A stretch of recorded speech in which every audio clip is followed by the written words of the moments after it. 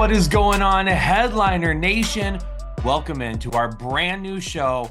We're calling this Pick Six, and we're going to be doing sports a little bit differently this offseason. We're going to be talking sports, everything that you have come to know from the fantasy headliners. Plus, we're going to sprinkle in a little bit extra with this show as well. Plus, you get Jake and myself together on screen. Jake, what's going on, man? Listen, Kyle, I mean, I like hanging out with you and all, but I mean, doing shows like this has a tendency to like go off the rails quickly because neither one of us are mature enough to do this together. So it's going to be a lot of fun, Kyle, and the NFL playoffs are right around the corner, and I'm sure a lot of people are ready for some very meaningful NFL games. Very meaningful games. It's been a very long season, so it's going to be fun to do something a little bit different. For those OGs out there, for those of you that have been around for a while, think about Discombobulated or the early podcasts that we did. We're going to be like combining what we did with those with a lot of sports talk. We're going to have some fun segments as well. But to kick things off, we got to talk about the playoffs. So let's go ahead and dive into our full predictions for the playoffs this year. Who's going to end up winning the Super Bowl? All right, wild card weekend is here. Jake, let's start with your picks. We're going to go with the AFC, then we'll go to the NFC. Who do you have winning over there? First game of the weekend, I think is going to be a fun one, the Chargers and the Texans. You know, I'm going to go with the Los Angeles Chargers. The Houston offense has just been underwhelming here as of late. CJ is constantly under pressure, and the Chargers are just so efficient. Give me the Chargers to win in the wild card round. I agree with you fully. We are going to go with the Chargers over Houston as well. I like that defense, and Justin Herbert, to me personally, has just looked a little bit smoother as of late than CJ Stroud. So I'm going to go with the Chargers on the road. How crazy is that, though, that preseason we love the Texans so much, and they just totally underwhelmed. I mean, a lot of it to do with injuries of Tank Dell and Stephon Diggs, and Nico missed time, but still, crazy to say that we're picking the Chargers over. They need to do a little work on that offensive line. Keep CJ Stroud a little bit more clean next season. The Ravens and the Steelers, an AFC North battle that we've already seen twice this season. I think I know where you're going with this one too. I'm pretty sure we're going the same damn place, Scott. We're going to Baltimore. Baltimore is going to win this. Suck it, Ethan and Max. Suck it, Ethan. Pittsburgh. Ethan, suck it. This is solely. Even if I thought the Steelers were going to win, I'm still going to pick the Ravens just so we could tell Ethan to suck it on camera. Absolutely. But in all honesty, I really do think the Ravens are going to win. They have been cruising as of late. Pittsburgh's offense over the last month of the season has looked atrocious. And technically, give me Lamar over Russ, and Arthur Smith still sucks, Kyle. I love the shot at Arthur Smith. Gotta throw it in there. Because that is absolutely true. Bills and Broncos. Broncos, great story this season. Give me the MVP. Potentially MVP. I mean, it is. It's a great story for Bo Nix. He said he surprised a ton of people, but give me the Bills this week as well. I love the future for Bo Nix. Like, he's going to be fun to watch for quite some time, but this is just not an ideal matchup for his first playoff game. There's just too much firepower in Buffalo. I do think potentially that the Denver defense keeps things a little bit closer in the first half, but then Josh Allen takes over the game. Buffalo pulls away, ends up being an easy win by the end of the day. Heading over to the wild card round for the NFC, the Rams and the Vikings. I'll let you go first because maybe I'm a little bit biased with my pick. I don't even know who you pick, Kyle, but I'm going Minnesota.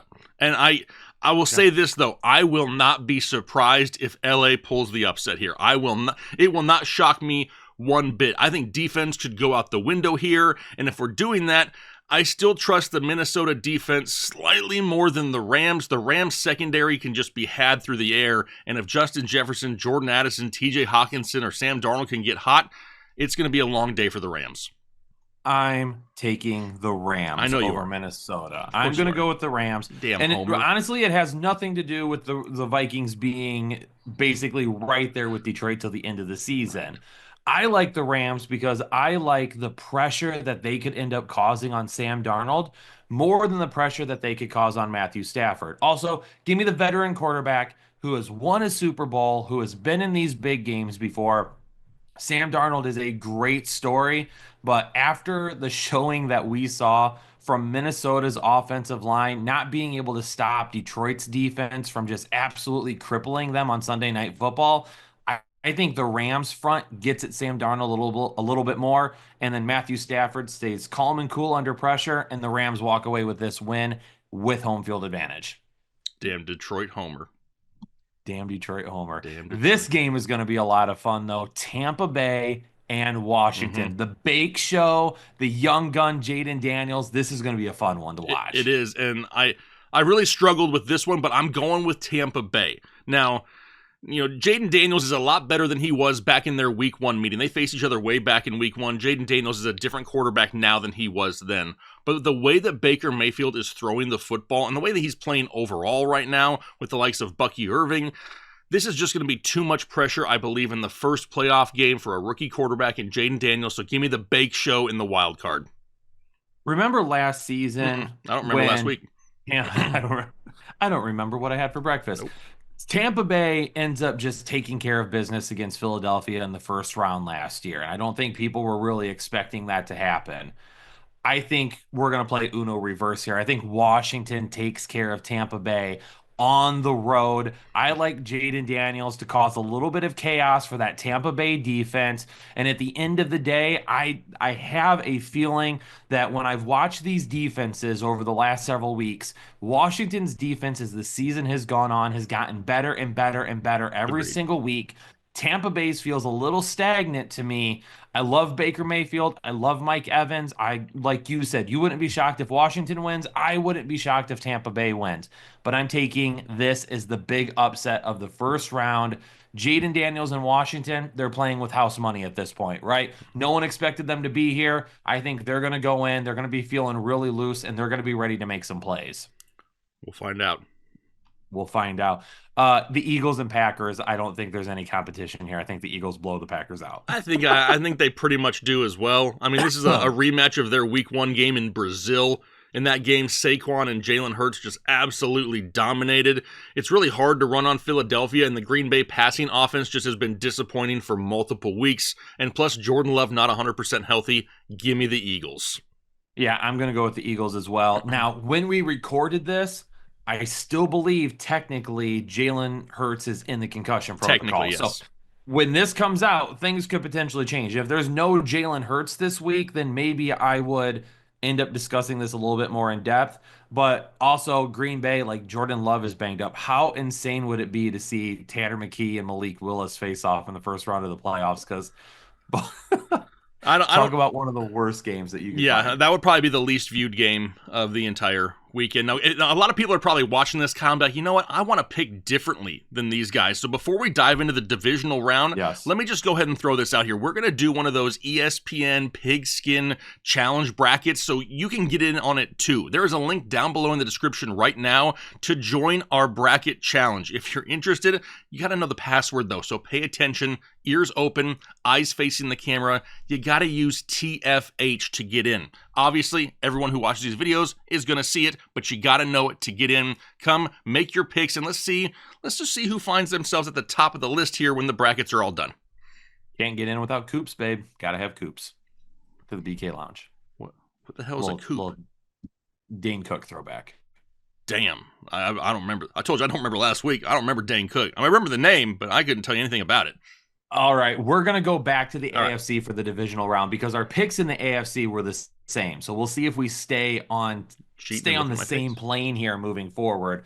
We have basically the Chiefs playing the Chargers now because Yep. the Chargers beat the Houston Texans. Keep in mind the NFL playoffs, they reseed. So the top seed will face whatever the remaining lowest seed is.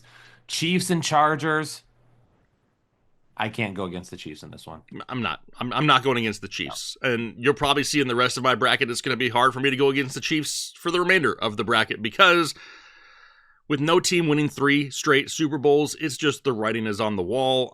I like that they get the extra week off. Now that they're going to start to quote unquote use Travis Kelce probably a little bit more. We talked about that all season long. I think the Chiefs wanted to get to the playoffs. I don't think they expected to have the season that they had, and now they can just unleash everyone all at once, and it's going to be hard for anybody to beat them. I'm going with the Chiefs.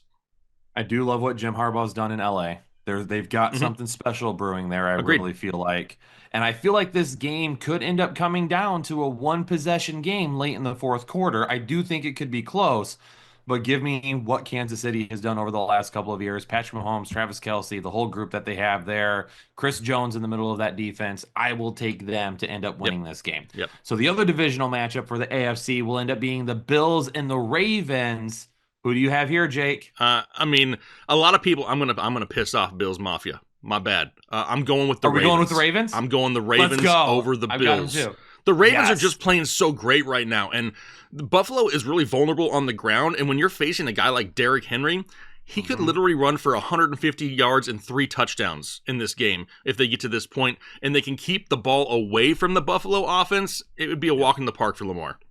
Yeah, no, I agree totally. This game being in Buffalo, this time of the year, we always have the potential for impact and weather, which definitely Mm-hmm. could end up affecting the passing game. So when you take a look at the ground game, give me Derrick Henry over James Cook. I really like, and the thing is too, is that Lamar Jackson matches Josh Allen when it comes to athletic Right. ability. If we had like the old school Ravens team that had like Joe Flacco at quarterback or Trent Different story. Dilfer or whoever, then maybe it'd be a different story. But I saw this on Twitter and I don't know who to give credit to, so I feel kind of bad. But somebody Now you're posted gonna this on be a Twitter. dick.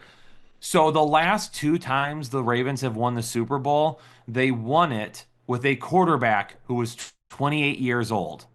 Joe Flacco was 28 when they won the Super Bowl. Trent Dilfer was 28 when they won the Super Bowl. How old is Lamar Jackson? I'm just gonna go out on a limb and guess that he's 28. He's 28 years old. I'm going to go with it. We're going to go with Damn. the Baltimore Ravens winning that game. That makes Now, me our want to go picks- change my bracket. Oh, keep it in mind. It's I can't. I already It's an submitted interesting- my bracket.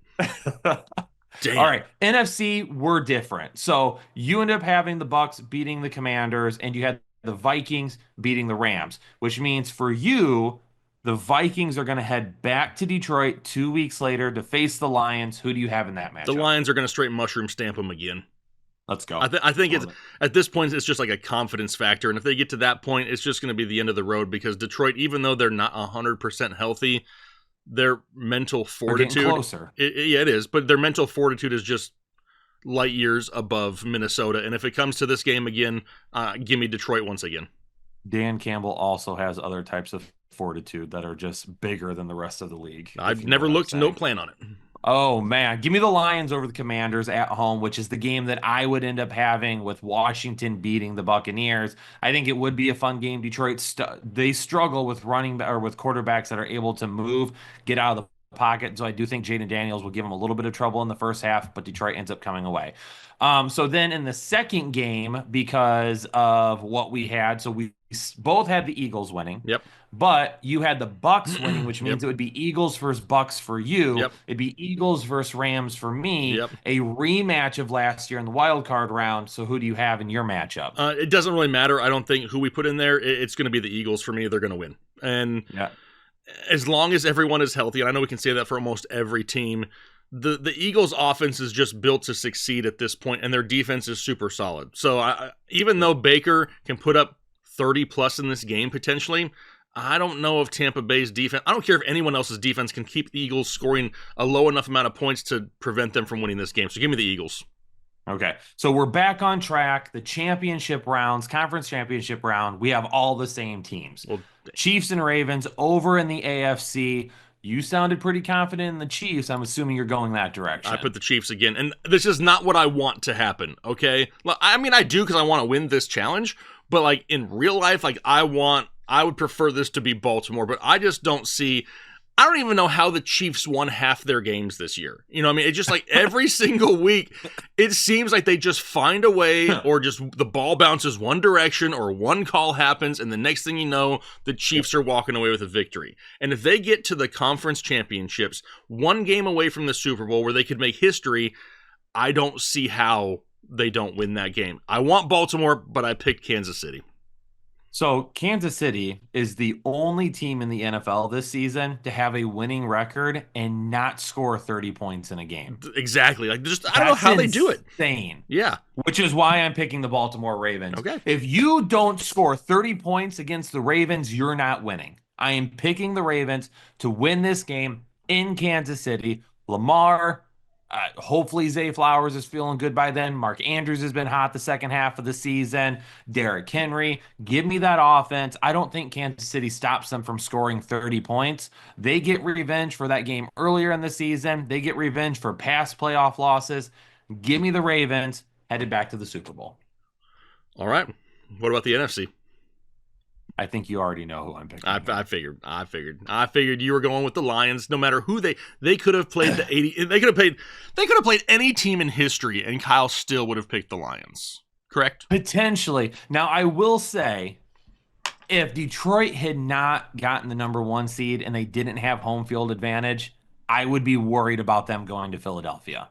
I would not feel nearly as good. And I'm not going to feel great about this game either, because I mentioned it with Washington. They struggle with quarterbacks that are mobile. It wasn't just Josh Allen this year. It was Lamar Jackson last year. It was Jalen Hurts 2 years ago when they played them week 1. It doesn't matter. If the quarterback can get out and move, they have trouble dealing with those type of quarterbacks.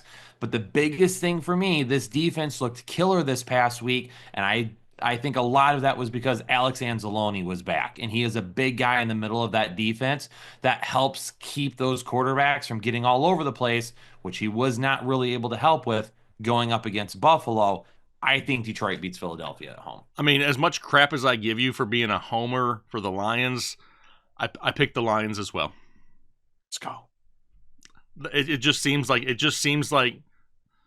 it's their time to have a shot. However, we get to the Super Bowl. I don't know, Kyle. I mean, we can dive into that one here real quick, because I'm sure you picked the Lions, right? I did not. I have Baltimore beating the Lions in the Super Bowl.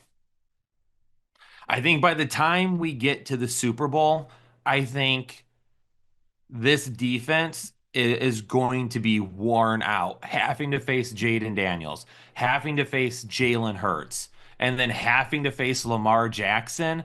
I think by the time we get to the Super Bowl, I've got the Ravens winning the Super Bowl over the Lions. I think Lamar finally gets his ring, which I'm rooting for. One of the, in my opinion, bigger underdog stories. I know he was a late first round pick, which you don't really look at being an underdog, but he had question marks coming in. He had people talking about him, wanting him to change positions. People didn't think he was going to succeed. I think he deserves the MVP this year once again. He already has multiple of them. I think he gets his Super Bowl this season, and he cements a legacy of one of the greatest quarterbacks of all time. I just don't think Detroit's defense is going to be able at that point to keep up with them. I think it could end up being a close game in the first half, but I think ultimately Baltimore would pull away in the second half, unfortunately. Yeah, I would have concerns about that. So we sat here for the last 17 minutes and glazed the Lions just to pick them to lose in the Super Bowl. Both of us, because I don't have the Lions winning either. I went with the Chiefs once again. The Lions can run the football on almost everyone. Who's the number 1 running defense in the NFL? It's the Kansas City Chiefs. If we get to that point, I'm sticking with the Chiefs. I've said it all along here in this segment that if they can make it this deep into the playoffs, they're going to win the Super Bowl just for the storyline so the NFL can push it. Well, we talked serious for a couple of minutes.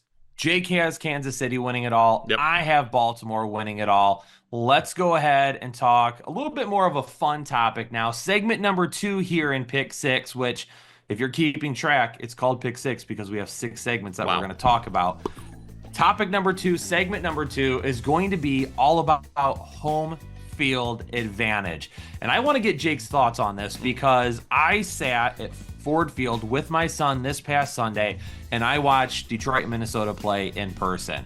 I went to their game against the Rams last season in the playoffs, first playoff home game in ever, right? So that atmosphere against the Rams was insane. The Sunday Night Football atmosphere was twice as crazy as what it was against the LA Rams. And I sat there thinking, I don't know how any team comes in here in the playoffs and is able to knock off the Lions. Home field advantage. Do you believe it's a real thing?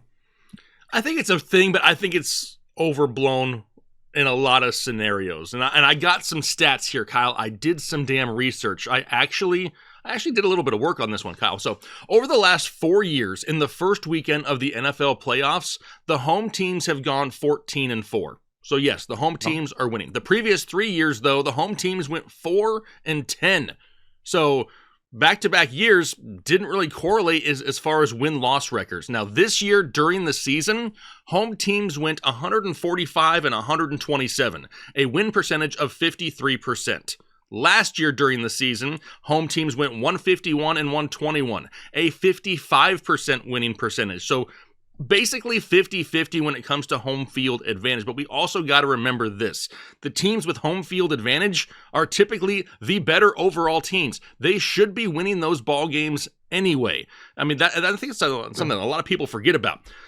They have home field advantage for a reason. They're there because they were one of the best teams in season, and they're playing against a team that barely snuck into the playoffs. So they should be winning that game regardless of where it's being played at. The only time I really think it matters a lot is when weather is a factor for the visiting team. Think of last year, like when Miami's in Kansas City and like they can't play in the cold weather, like stuff like that. Negative like 75. Yeah, like that is where I really believe it comes into play more so than, even though like Detroit is crazy, right? When you go to those games, you're talking about how loud the crowd is and how into it is and how much energy there is.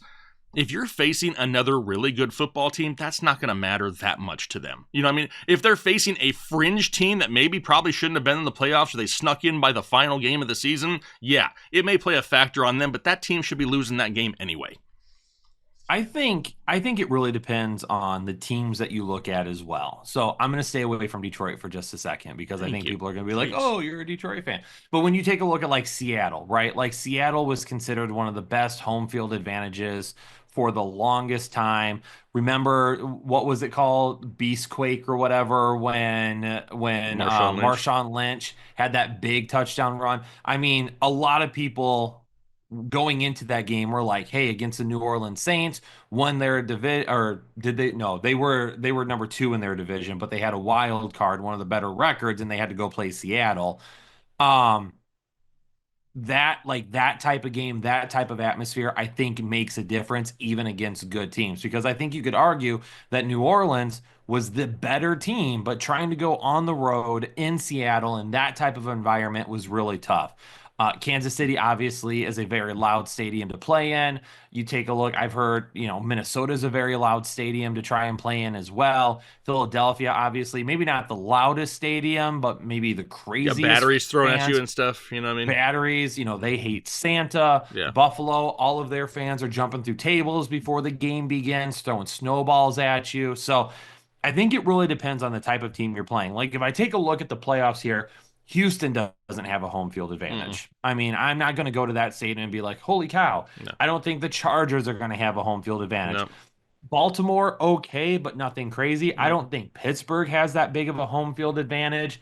Pittsburgh travels well in any stadium. It doesn't matter what game you watch. Pittsburgh has terrible towel fans in the stadiums all season long. So they always have that, in their back pocket. So I don't think being at home is that much different for them. Yeah, no. And then, like, the Broncos aren't going to have home field advantage. The Rams, both LA teams, listen. No. They can barely get their own fans to show up, so I'm not really worried about either. No. Tampa Bay, not really that big of a home field advantage. Washington's not really that big of a home field advantage. Green Bay, because of the weather, it could be a home field advantage, but I don't look at it as. So I think it really depends on the type of team you play. And if you have to go to Detroit and you have to try and win 2 games on the road, they're at their stadium, they have caused 17 delay of games, timeouts, or false starts this season. That's a pretty insane number. It is a lot. You're talking, when you look at the decibels, it's up above 117 in there at points. It's crazy, crazy loud. So if you take a look at like Jaden Daniels needing to come in there in the second round, if that ends up happening, you could see it with Sam Darnold. Sam Darnold was having trouble getting the plays in from Kevin O'Connell, who's been a guy that has been calling plays for a while. Sam Darnold is a veteran. If you have guys like a connection like that and you're already having trouble there, like rookies are going to have trouble with that. I think Jalen Hurts is going to have trouble with that. I definitely could see Nick Sirianni pouting on the sidelines and being upset because that's just seems to be who he is in an environment like that. So I really think it depends on the team. I agree with the weather aspect of it, but when you play in a stadium as loud as Detroit's, I definitely think home field advantage really comes into play and is big for these teams. All right, home field advantage. What do you think? Leave your comments down below. Is it a thing or does it not even matter? And Minnesota fans are going to tell me it's not a thing, but Probably. your team bought $2 million in tickets and you still couldn't do nothing with it, Vikings Oh my fans. gosh, here we go. Here we go. All right, let's move on. Segment number 3. Let's get serious again because we want to see lots of green this week. And Jake, what do you think? Yeah, And I'm not talking, not that. No, that's not what we're talking about right now. No. We're talking about greens on our screens over on Underdog. That's right. Let's talk about our favorite pick'ems for the not the divisional round, the Wild card round. Yes. The wild card round. Jake, what's your first pick? Yeah, you absolutely got to love some Underdog Pick'ems. If you haven't joined us on there yet, now is the time to do so. It's not too late. We got plenty of games to talk about. They even have drafts for playoff teams right now. Lots of options for sure. So if you haven't signed up yet, there's a link down below. Just download the app, use the referral code Headliners when you do so, and hop in on some of these pick'ems. The first one that I got is a Green Bay wide receiver. It's Dontavian Wicks. I have him higher than 39.5 receiving yards with Christian Watson out. Jaden Reed basically slept with Jordan Love's girl at this point. He doesn't get any love in this offense. Dontavian Wicks has excelled in, okay, I know a lot of people are going to say he drops the ball a lot, and I can't argue that. He does. But he also has the tendency for the big play. And at 39.5 receiving yards, that could literally be 2 to 3 catches for him. Give me that in the wild card round. I was going to make fun of Jaden Reed's drops and say, well, hopefully his hands are better in the bedroom with Love's girlfriend than on the field. But anyway, moving on. My first pick, I'm going to take Puka. I'm going to take Puka. As of this recording, was set at 87.5 receiving yards. I'm going to go ahead and go higher than that number. I do think this is going to be a back and forth game. Puka's going to be the number 1 target for Matthew Stafford. He's going to be locked on him. And even if Cooper Kupp ends up bouncing back and has a good game here, those two guys are going to combine for potentially 25 to 30 targets anyway. So Nakua is going to get more than enough in a game that they're going to have to score a lot of points.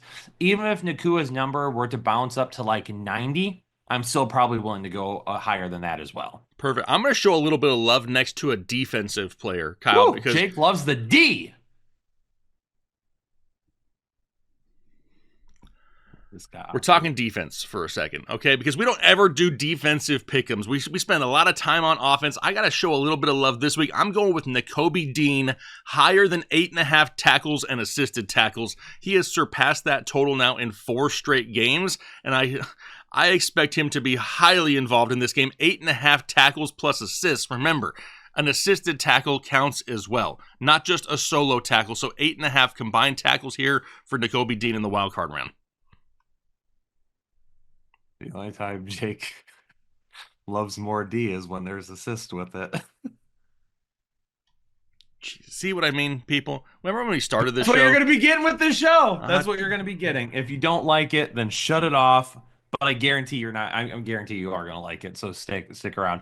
I'm going to go ahead and go with a guy that has kind of showed up out of nowhere here at the end of the season. I just want to hear you pronounce his name.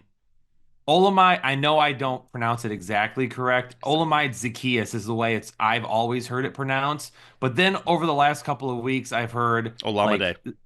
Olamide Zacchaeus. I've heard people pronounce it like that too. So now I'm not even 100% sure, to be honest with you. Can we just call him the big OZ?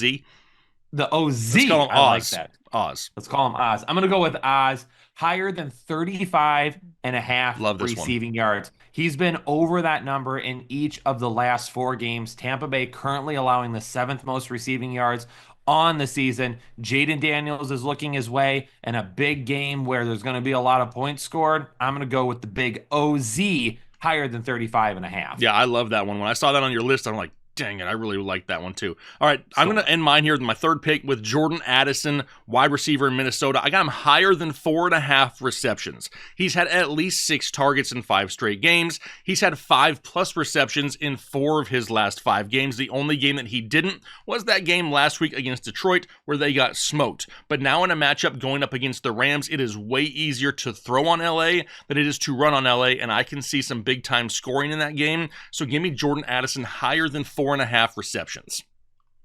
So your first pick of Dontavian Wicks, higher than 39.5 receiving yards, doesn't negate this pick. No. Because we've talked about this a lot, because we have people comment sometimes about, like, hey, why do you have a quarterback so low, but you have his wide receiver so high? And it's like, well, he could throw for 200 yards, 2 interceptions, and 1 touchdown and be one of the worst quarterback picks of the week. But 100 of those yards and that touchdown could go to that wide receiver, and all of a sudden now he's a top 15 player. Yeah. So Dontavian Wicks, that is not bothered at all by the fact that I'm going lower than 223 and a half passing yards for Jordan Love this week. Number one, there are some concerns. Apparently, he's having some issues in the elbow hand region, and it's causing some problems. This right here. I don't know the full extent of it. It sounds like he's going to be good to go, and I believe that he will be. But is he truly 100% right now? I mean, we know NFL teams have been 100% accurate and forthcoming with their injury information this year. But not only that, over the last 5 games, Jordan Love has only surpassed that number one time, and that was only 229 passing yards. So he hasn't really been lighting it up either as of late. This Eagles secondary is way better right now than it was at this point last year. I think Jordan Love struggles a little bit in this game, so I'm going to go lower than that number. 100%. I wouldn't take no high total for Dontavian Wicks. The fact it's only 39.5 is like, okay, because then Jordan Love can still suck and Wicks can get his. That could literally be 2 catches. It could be. Yep. It could be 2 catches. Yep. Which would be absolutely That's what fine. I'm hoping for. All right. Let's have a little bit more fun now. Segment number 4, and we might come up with a better name for this. So you can leave a comment down below and let us know if you have a better name. But we're going to do a segment called Did It Happen? And I've got several things that happened in fantasy football this year that I'm going to throw at Jake, and I'm going to have him guess whether or not it actually happened. Damn. And this is the part of the show where Jake shows how much he does not know about what just happened this season. Because Kyle, I have a feeling, is trying his best to confuse me. It looks like he has a damn notebook full of research here. I'm terrified. I will say, I didn't make them nearly as difficult as I could. First show, I didn't want to come out guns blazing. We'll see. I wanted to be fair. You have lied to me in the past. Okay. So, we know, question number 1. Okay. We know that over the past 3 years, we'll say, that people have really moved towards saying, I want wide receivers early. Yes. And we have said that's stupid. Don't do that. Correct. Get your running backs. Okay. Facts. So this season, I would like you to guess for the top 30 overall players in fantasy football points for half PPR scoring, how many running backs finished inside the top 30 compared to how many wide receivers. Now, one thing I do want to know, I'm going to give you a little bit of a hint here. Okay. I would like to note that going off just overall scoring includes quarterbacks. And we know that inside the top 30, there's going to be several quarterbacks. So I just want you to keep that in mind. So you included quarterbacks, running backs, wide receivers, and tight ends. Yes. Okay. Yes. Inside the top 30, how many running backs did we have compared to how many wide receivers? I'm going to go... Guess running backs first, and I'll tell you. Running backs, let's go with 13. A little bit off. Not too bad. 9. Okay. 9 running backs finished inside the top 30 for half PPR fantasy scoring this season. Okay. But you probably know where I'm already going with this, considering how I started off asking the question. So now the question is, how many wide receivers finished inside the top 30? I feel like this is some kind of a trick, but it's like it doesn't. I don't think it should be a trick. But it can't be lower than 9 because there's no way that many quarterbacks and tight end. It's lower than 9? Is it 8? Is it 6? You gotta be kidding me. Are you serious? 5. You got me wanting to Google it because I think you're damn wrong. You're telling me there's only 4 wide receivers inside the top 30. You know what I'm telling you, Jake? I'm telling you there's only 2. Son of a hoe bag. Are you serious? I am looking at it right now. So Jamar Chase. I'm looking at it right now.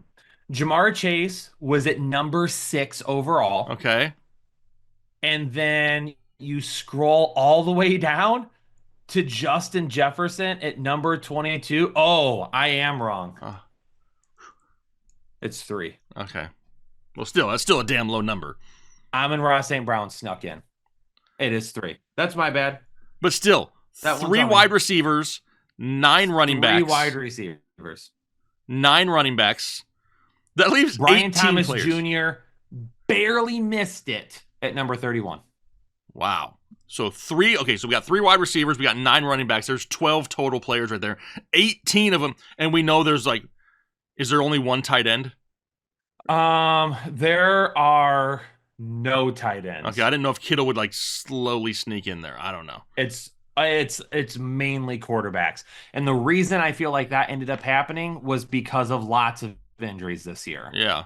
Injuries and guys missing several games. So when you take a look at overall numbers from a fantasy perspective, quarterbacks who largely stayed healthy for the most part, especially the top guys, they ended up finishing higher just because they accumulated so many more games. I cannot believe only 3 wide receivers in the top 30 overall players. So I mean, we're going to do lots of content over the rest of the offseason about this, but I find it really hard, except for maybe, I mean, Jamar Chase is going to be up there. Puka Nacua, I think, deserves to be up there when you take a look at what he's done to finish the season. Amon-Ra St. Brown is still going to be a very safe pick. Justin Jefferson's going to be up there, but I feel like we're going to go back to top-heavy running backs next season. It's been trending that way anyway, and there's a lot of running backs that had a lot of value for a huge chunk of the season this year compared to years past. Question number 2. 2 players that we talked about this offseason. 2 running backs that we talked about this offseason. Chase Brown was in multiple videos, and the draft guide is a guy that you have to have. Yes. Chuba Hubbard was in my best pick of every round video, where I listed him as the best pick of his round. Okay. 2 guys under the radar that we talked about and told fantasy players to draft this offseason. So my question for you is, which of these 2 running backs had the largest ADP to final ranking jump? So where were they drafted compared to where were they in the final running back rankings, and how large was that jump? Who had the highest jump? Man, right off the top of my head, I want to say Chase Brown, but I know as the offseason progressed, he started to get more and more love the closer we got to the season. So maybe it was, I'm going to say Chuba Hubbard. You're going to say Chuba Hubbard? Yeah. So Chuba Hubbard, his ADP this offseason was running back 42. Mm-hmm. He finished the season as RB13. Yep. And that was after missing the final week of the season. Right. Had he played, he probably is a top 12. He's a 12. What? Whoa! He is a man, top be nice to the dude. 12 running back. Okay, got it. Top Chase 12. Brown was the RB37 in ADP, finishes the RB12. Chuba Hubbard had the largest jump. He went 29 spots from where he was drafted to where he finished. Chase Brown went 25 spots. But here's an interesting fact. If you had either of these guys on your team, more than likely you were successful with your running backs this season because you drafted these guys as like your RB4s, and by the end of the season, they were consistently in your lineup. Yep. Here are some running backs that were drafted over both of these guys. Got it. Can't wait to hear this. Jerome Ford. Okay. That's a little much. Jonathan Brooks. That's Jonathan why Brooks. That's why people were off the of guy Chuba coming Hubbard. off the ACL tear was drafted above his own teammate Who was going to start. who was going to start. People, How many times this doing? offseason did we tell people not to invest in Jonathan Brooks? 362. It was going to be at least the midway point of the season At before least. he even saw the field, and it was never okay. Anyway, Austin Eckler. Woosah. Okay, I can get Austin Eckler. It turned out to be horrifically wrong, but at least I can see the thought process with that one better than I can see it with Jonathan Brooks. Okay. Another teammate. Miles Zach Sanders. Moss was drafted over. Zach Moss was drafted over Chase Brown. Another person we told people to stay away from. I Like can't. if he fell late enough, Yeah, at a certain point, he was but worth it. but we overall said by the end of the season, Chase Brown has a chance to take over. I'll Yep. take Chase Brown as his ADP over Zach Moss. Wow. Devin Singletary. Devin Dingleberry. Damn it, Devin. Damn it, Devin. Damn it, Devin. This one hurts a little bit. Raheem Mostert. That does hurt. Another guy that at least I can see the thought process behind. Yes. Yes, absolutely. He sucked And then huevos, right? But it's still, at least we're talking about a guy who had 20 touchdowns the year prior. It's not like he's just You some thought rando. you thought Jonathan Brooks was funny? How about the fact the highest running back out of this group that I just gave you, the running back that was drafted the highest, Zamir White. What are we If doing? you drafted Zamir White this season, you deserved it. Yeah, We told you what was going to happen. yeah, Zamir White is just not good.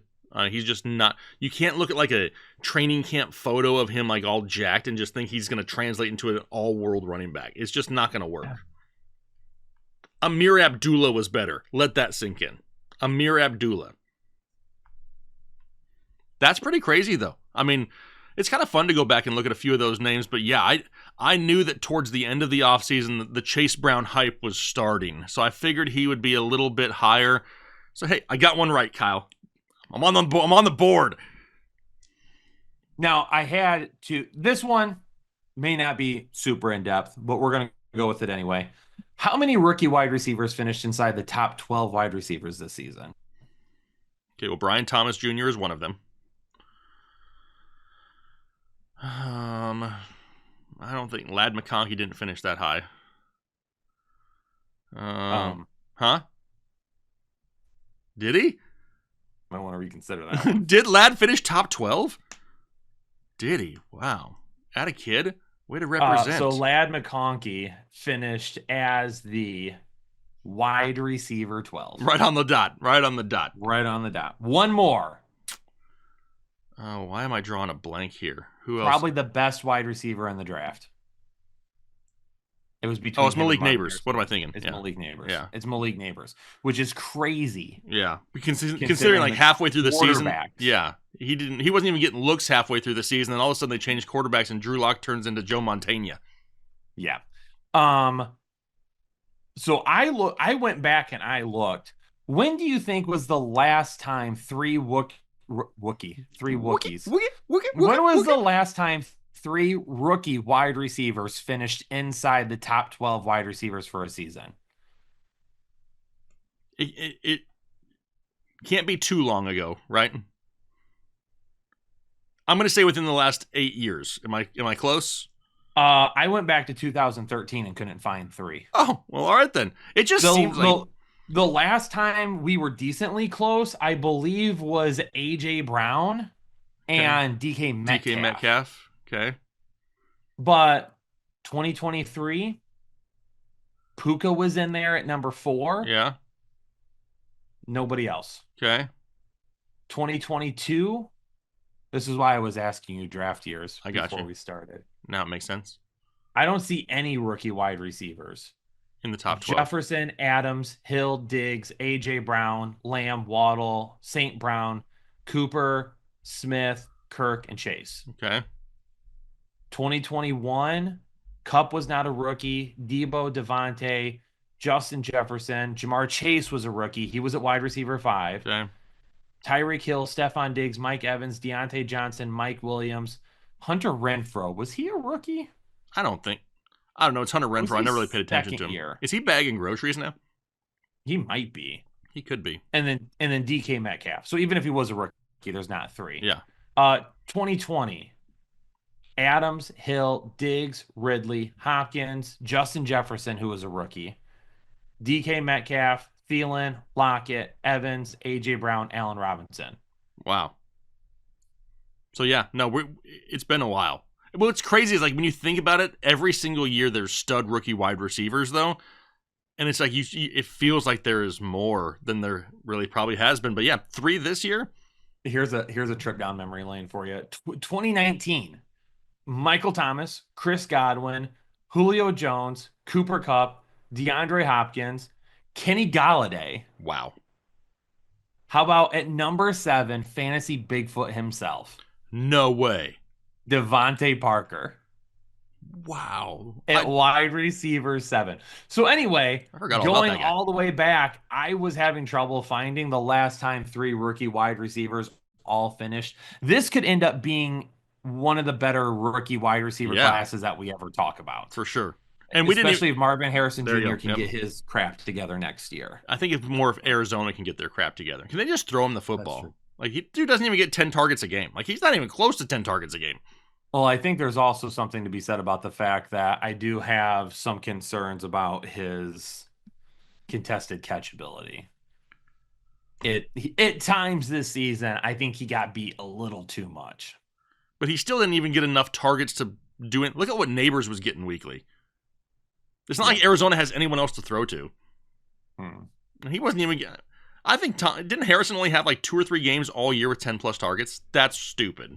Yeah, it wasn't much. That's stupid. It wasn't that much. I mean, they got Trey McBride, but no other wide receivers. All right, segment number 5. We're going to get back to the serious side of football here, and we're going to talk about coaching news, notes, and predictions. Lots of coaching stuff already happening right now as of this recording, and this could change. We have 6 open jobs. Yep.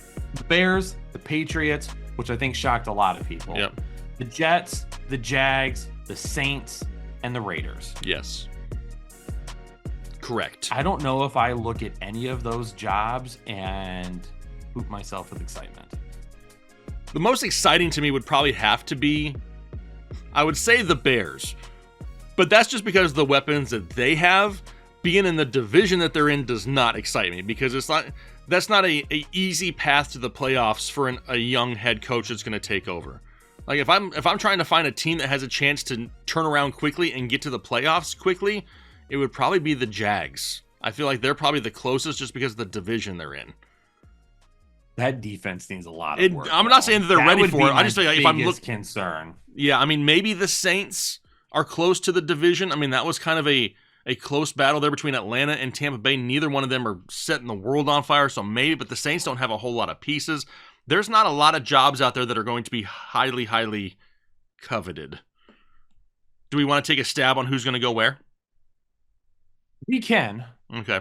We can. I think we both agree that Mike Vrabel is going to go to New England. Mike Vrabel to the Patriots makes the most sense. I think that's who needs to go. Yeah. Like, if they're going to make a hire, I think it needs to be Mike Vrabel.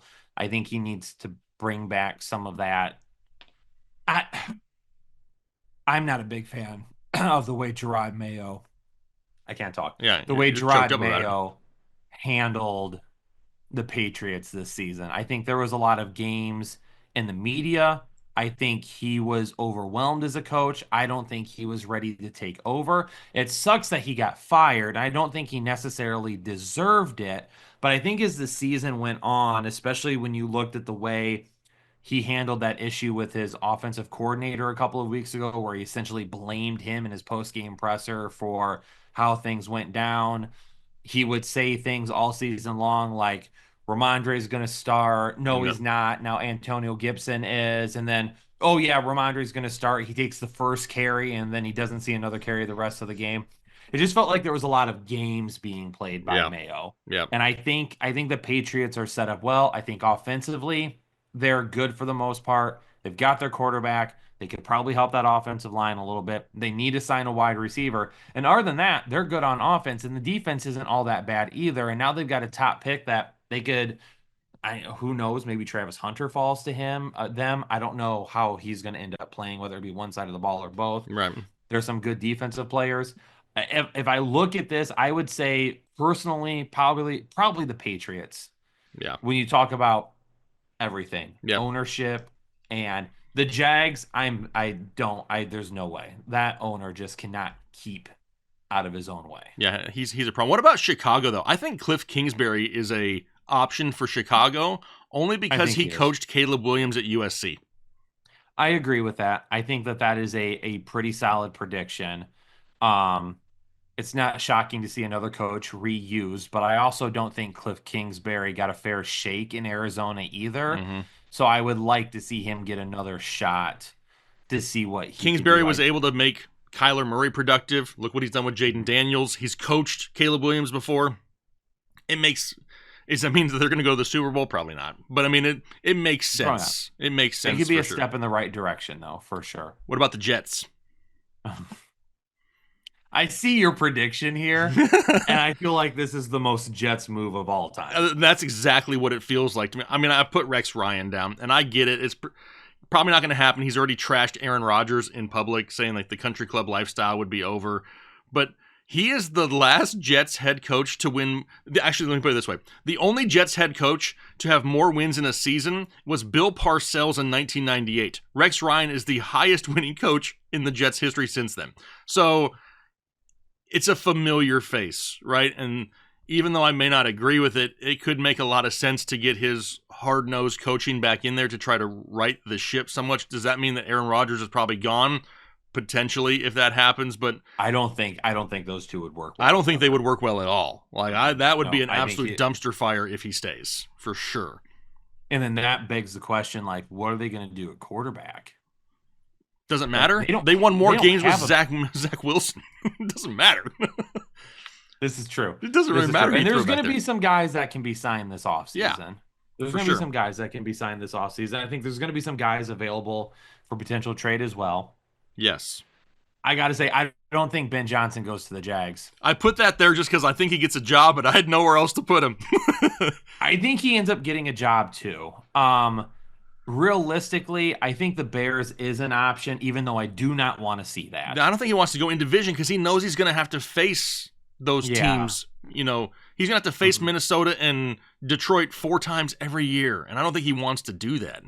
I don't think the Jets appeals to him. One of the big reasons he didn't take a job last year was because he had made the comment about he didn't like issues between the front office and the coaching staff. He's very used to things in Detroit being done where Brad Holmes and Dan Campbell are always on the same page. And he wants to be in a situation like that because he sees how good it is for the culture. And like for the Bears, I don't know if he gets that for the Bears. I don't know if he gets that from the Jets. He certainly doesn't get it from the Jags. The Saints, to me, would be maybe the closest to that, but I think Aaron Glenn ends up being the coach of the Saints. It sounds like they're very heavily invested in bringing in Aaron Glenn. I don't know if I trust the Raiders with that either. I don't know if there's a good spot to put Ben Johnson because I don't know if he gets that. And I was talking with somebody yesterday that asked me, do you think Ben Johnson leaves? And I was like, if they win the Super Bowl, I don't know how he can't. Yeah. But also, what if, in his opinion, his job that he wants is the Dallas job? And he thought it was going to come open last year and it didn't. Yep. And now it's not going to come open again. He might say to himself, screw it. I'll stay here another year. We'll keep winning games. And I'll just take that job when it opens. I'll wait for something perfect to open. I just don't love the openings that there are right now. It just doesn't feel like they are good fits. And a lot of people are going to argue the Bears are a great fit, and I don't think that they are. Yeah. I don't think that they are. Another name I think that's in the running for the Saints, I put Joe Brady down. I mean, offensive coordinator in Buffalo. He has ties to LSU. Remember, he was at LSU with Burrow and Chase and Jefferson. Now to go back to New Orleans and try to revive the Saints, that could be something. And then I got a little bit cheesy, I guess, with the Raiders pick. I don't know. I know Tom Brady is going to be involved in this decision, and Tom Brady's offensive coordinator in Tampa Bay was Byron Leftwich. He is out there as a potential opportunity. I think the Raiders really screwed themselves by winning some games at the end of the season because I think they had one of the top picks. I think we're looking at Deion Sanders and Shedeur Sanders in Las Vegas, personally. But obviously, I don't think that's what the Raiders pick now at 6, so they ain't going to be there. So no, they'd have to trade up, which they may end up needing to do anyway, because I don't know how this organization can go another year without a quarterback. Exactly. So, I mean, that's... Aiden O'Connell's not it. Gardner Minshew is never it. No. So, I mean, there's some options out there. I think there's some guys that we don't even talk about, like Pete Carroll. I heard his name come back up again. Thought he was like 80 years old, but it just seems like to me, Kyle, and I don't understand this. We've talked about some newer names right now, but there's a lot of retreads way too often. Like, why are people out there interviewing Arthur Smith? And like, what are we doing? Like, we've seen that before. Adam Gase was in there for Do we not remember Adam Gase? Like, he was horrific. And, like, he's up there getting head coaching interviews. Like, it just doesn't make sense how they kind of recycle the same garbage in the NFL way too often. One name I've seen a few times too, Kellen Moore. Yep, Kellen Moore. And he was a guy that was kind of a hot commodity a couple of years ago, and then felt like he kind of got burnt in Dallas a little bit, and it just didn't feel like a lot ended up working out for him, and he was kind of used as a scapegoat more times than not. Yep. I could see his name possibly heating up a little bit as well.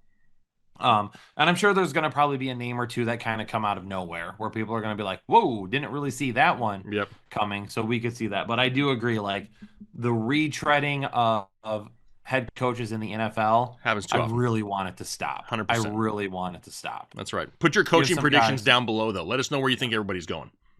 Yep. And then I do think at some point Jesse Minter is going to get some calls from the Chargers. I don't think he gets a job, but I think his name pops up this year because he's done a great job with that defense in LA. For sure. All right, segment number 6. We went to our Discord community, which is our members here on YouTube that get access to our exclusive Discord, and we asked them what are some funny, inappropriate, non-football related questions that you could ask us. And if you've watched our live shows for the last couple of years, you know that we try to incorporate this at the end of the shows.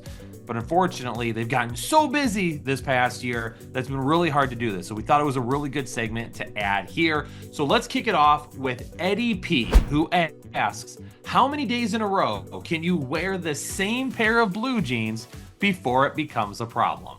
Coming from a guy that doesn't wear blue jeans all that often, I don't know if I can answer. And I don't even know if you own pants. I own one pair of jeans, but I have not worn them in years. But I used to have a job where I had to wear blue jeans every day to work and stuff. So I do have a little bit of insight here. And I think a lot of it has to do with the amount of junk sweat. You know what I mean? Like, I think that's a good. If you're in a job like where you're walking and moving a lot, or maybe you had explosive diarrhea, I don't know, like whatever it is, like if there's something going on down there at the time, it's got to be an immediate wash. If it was a clean day, like you're in air conditioning all day, you're not sweating, you're not moving a whole lot, you're just sitting at a desk, you didn't have Taco Bell for lunch, whatever it may be. This may be unpopular, Kyle, but I think that if you're in a clean environment like that, I'd go all 5 days at work. Is that sickening? But I don't think it's sickening because when I used to wear, excuse me, when I used to wear. What are you doing? Are you dying over there? I'm coughing. You're just thinking about the sweat that is between the crevices, and you're just like almost gagging at it, right? Yep, just the gooch sweat. Yeah. The grundle. So the grundle? Is that what it's called? I've never heard grundle before. It is called the grundle.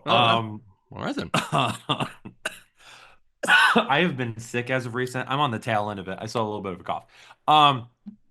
I hated washing my blue jeans. When I wore blue jeans, I hated washing them because you get them, you put them on, you get them stretched out, and you get them comfortable, and then you wash them, and then they're restrictive again, and your junk is like, it feels like somebody saran wrapped my junk, and I don't like that. Yeah, I don't like that. I don't like that feeling either. So, you like sit down in an office chair too quick, and the denim just pinches. You know what I mean? It's just like, no, like dog, that ain't what my life is about, right? That's why I don't wear them anymore either. Here's a good tactic for those of you out there that don't like to wash your blue jeans, though. Put them in the freezer. What? You've never heard of that? Do you put your jeans in the freezer? I don't wear jeans, Kyle. Remember we discussed Did you this. Used to? I've known people who did. Why? This segment's going to be way longer than we anticipated. Apparently, if you just like take the jeans and you fold them loosely and you put it in the freezer, it's supposed to like, I don't know, preserve or something, I guess. Like it helps keep them fresh. I have known people who put their jeans in the freezer in between days of wearing them. I was going to say Febreze. Okay, Febreze is probably a great option too. It depends if you want to smell like juniper breeze when you go to work or something, though. You know what I mean? It just depends what you want to smell like when you get there. But I have heard that. Maybe it's crazy. Full disclosure. The only people I've heard tell me this are they were in their 20s at the time, so they could just be young and stupid. I didn't know any better. Kyle's, he just may die during segment 6. I might. Pick 6 should be us picking 6 medicines to give Kyle so he feels better. Number 1. Some sort of cough medicine. Okay. Codeine. So okay. Eddie P, if you're wondering about wearing blue jeans, we might not be the best people to ask, but if you want our opinion, put them in the freezer. We're literally going to push the bounds of wearing brand new jeans until they have mold growing on them. Yeah, we are not role models in this section of life. Dog's Breakfast wanted to know best and worst jobs we've ever had. I feel like we can agree. This is the worst one I've ever had. This is the worst ever. This is horrible. I mean, this is horrible. I mean, look what I got to deal with on a daily basis. I'm having an awful time. I'm having an awful time. This is just If Ethan were here, I would agree. Okay. Yeah, no. Yeah, I think we also agree that this is probably the best. I mean, how can you beat talking football for a living, right? You can't really complain about that too much. As for the worst, I sold Mine was working at a car wash. Okay, that's pretty bad. I sold sporting goods at Sears back in the day. But you know what? And I don't even know if I should disclose this on the internet. They made a mistake on my paycheck, and before they could fix it, I quit. But they came to me, they told me about it, they said they'd overpaid me, and I'm like, cool, I quit. And then I just left. I mean, I was like 19 or whatever, but it was... Yeah. Okay, here's the question, and you do not have to incriminate yourself. Was this a felony level type of mispayment, or was this like misdemeanor? I don't know. What are the levels? At the time, honestly, it was like a few $100. It was like less than 1,000. Okay, yeah, that's good. I thought you were gonna say like a couple thousand or something insane. But at the time, I was so young, like I thought $1,000 was like a lot of money. You know, I'm like, well, that makes sense. Peace, I'm out. It wasn't my fault. Okay. I did not cheat on my time card or not. I was completely 100% truthful. They paid me the wrong pay rate. That's on them. I didn't have anything to do with that. They paid it. They directly deposited it into my account. A few weeks had gone by. I even got another paycheck since then. I just assumed they gave me a raise. I was young and dumb and just saw some money. So they approached me about it, and I said, it's been real and it's been fun, but it ain't been real fun, and I'm leaving. And then I just left. I once worked security over the summer, and I worked 60 hours in a week. And I was like, this paycheck is going to be huge. Like, I'm ready for it. But then I didn't get any overtime at all. And I was like, why did I not get paid overtime? And they were like, well, we don't pay overtime for over 40 hours in a week. We pay overtime for over 80 hours in 2 weeks. And they cut my time the week after because I put in so much time. But I still thought I was going to get overtime for that. What a bunch of D-bags. When I tell you I yelled, like and I quit right after too. Like they ended up issuing me a paycheck, but I let it go. Anyway, probably the car wash though. Even though they tried to screw me out, car wash is the worst. Did your feet rot at a car wash? That's my whole thing. Is my shoes always being wet and stuff, and then I get like no, but from the chemicals, smelling them all day long, I used to get awful headaches. So for Christmas, I should send you new car smell air fresheners. No, because that doesn't bother me anymore. Oh. But yeah, and then the dryers like blowing in your ears, because this was a car wash where it was like full service. Yeah. So I would stand in front of it and just be like, That's totally going to be used as like a meme now. Did that. All right, and our final question of the show, Kalafa Kingston, one of our very good friends here who's been around for a very long time, wants to know which way we turn our heads when we eat a taco. Kalafa, I want to appreciate you trying to slip in a dirty question here and disguise it as something else. You are a scumbag. I mean, you are a dirty man, Kalafa. Do you have to turn your head to eat a taco? A hard shell taco you would, right? Or you could turn the taco like that, but all your ingredients would fall out. A soft shell taco, which is what I eat, you don't have to. You're just rolling and inserting, right? That's all you're doing. Is you're just rolling it tightly. You're just grabbing it with two. Don't do this. Don't do this. Don't do this. It's not worth it. You'll be everywhere. Don't do it. I guess it depends what hand you are, right? If you're right-handed or left-handed. Because if you pick up your taco with your right hand, you have to turn to eat it. If you pick it up with your left hand, you can't turn this way, otherwise you're just gonna like, shove it into your cheek. So just what if you're double fisting a taco? If you have 2 tacos and you just like back and forth, one bite of each. That one more time? Nope, I will not. And raise your hands up a little bit. I will not. I will not do that. Oh man, Kalafa, we appreciate the question and having some fun. Ladies and gentlemen, hopefully you like this show. This is something that we want to keep doing and we want it to be successful. You've probably heard us talk about it on the live shows. Like, we want to get back to having some more fun with what we do and not just having to answer start-sit questions and rankings and stuff like that consistently. We want to do more of this, and we have been asked by the community to do more things like this. So do you know how you help out? Do you know how you help right now? Hit the like button. If you're new here for any reason whatsoever, subscribe to the channel. And in the comments down below, let us know what you think about this type of show. Is there anything that you want to see moving forward? Are there some fun segments? When I tell you that there's going to be some really funny things that we're going to be doing some really funny things. Yeah. Think of like green screens potentially. Think of like Jake having to blindfold himself and eat things on camera, like punishments potentially. Those are the type of things that are going to be going on here. Really fun episode 1 though. How about touchdown celebration dances? Are we going to do that?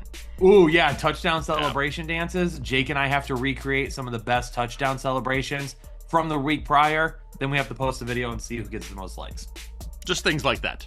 And it's going to be a lot of fun because we want to include you guys as much as possible. You can see we have, screenshots of some of your comments. We're trying to involve you in the pigskin pick'em brackets and stuff like that. We're trying to involve the community and have fun this offseason. So if you're willing to stick around with us and just have a good time, this is the show you need to check out. We're going to try to drop it every single Wednesday-ish. Kyle, is our plan. Ish. Yeah. Ish. Midweek. We'll say midweek. Midweek, and it's going to be dropped later in the evening as well, so make sure you keep your eyes because open. Now Taylor and Devin got to edit all this into something cool. Yes, so everyone, applause for Taylor and Devin for also the work they do in the background, because I'm sure when you all watch this, it's going to look super sexy. But Headliner Nation, we're going to get out of here. The first Pick 6 episode is in the books. Excited to keep doing this. Everybody out there, continue to enjoy the rest of your week. Enjoy the playoffs this week. Leave your comments down below. Hit us up in Discord if you're members, and we'll catch you all on the next episode of the Fantasy Headliners. Peace.